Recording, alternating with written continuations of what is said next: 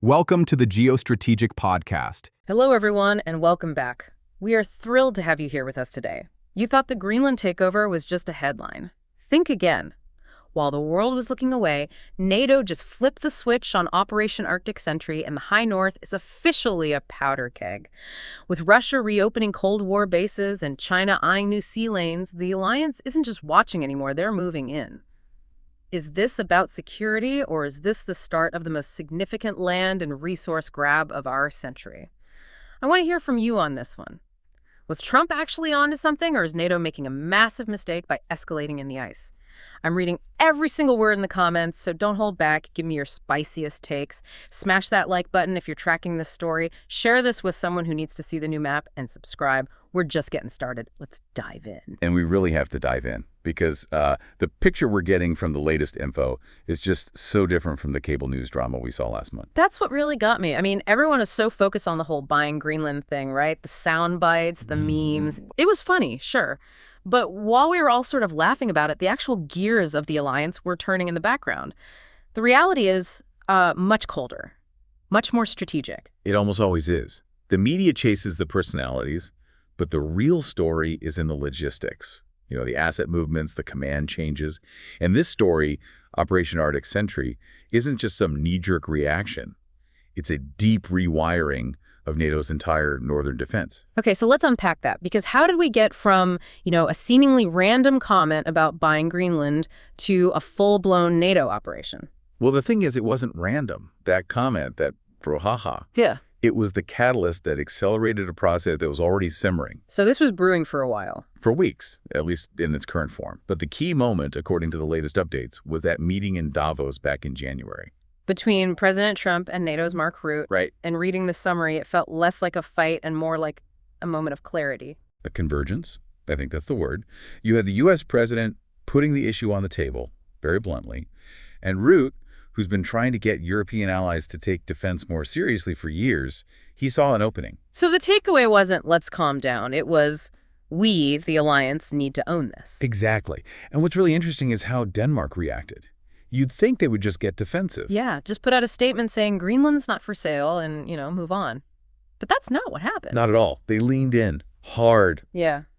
Defense Minister Troels Lund Poulsen. He didn't just reaffirm sovereignty. He immediately launched their own exercises, Arctic Endurance. And then, this is the clever part, he invited other major powers to join in. Yes. He explicitly invited the UK and France. Think about that move for a second. You're not just saying, this is mine. You're saying, this is ours to defend. It instantly makes it a NATO problem, not just a Denmark problem. Precisely. It internationalizes the whole issue. Poulsen's statement that Denmark would contribute substantially wasn't a concession. It was him cementing Denmark's role in this new reality.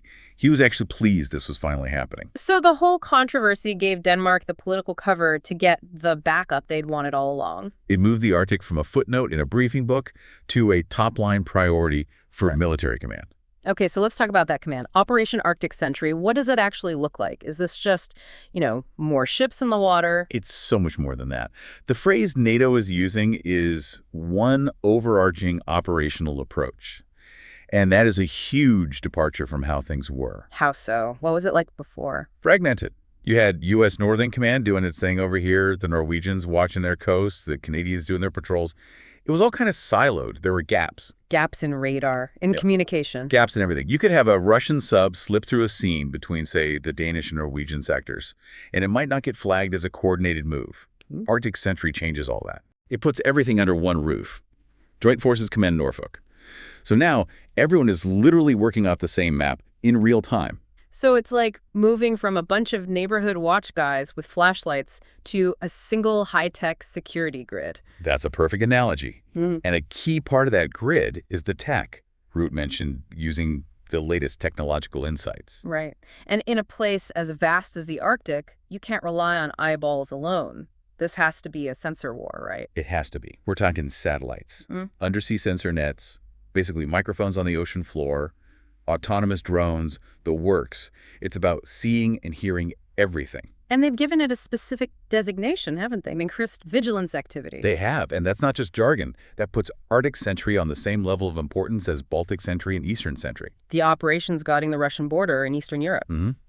It's NATO sending a very clear signal to Moscow. They're saying, we now view the ice north of Norway with the same seriousness as the Polish border. The Arctic is officially a front line. Which brings us to the big question. Why now? Who are they so worried about? The intel points to a two-front concern. Let's start with Russia. Yeah, Russia is the immediate focus. The UK Defense Secretary John Healey, he didn't mince words. He called Russia the greatest threat to Arctic security since the Cold War. And the satellite photos seem to back that up. These old bases they're reopening. These are not just empty buildings. We're seeing new runways being paved, new radar domes going up.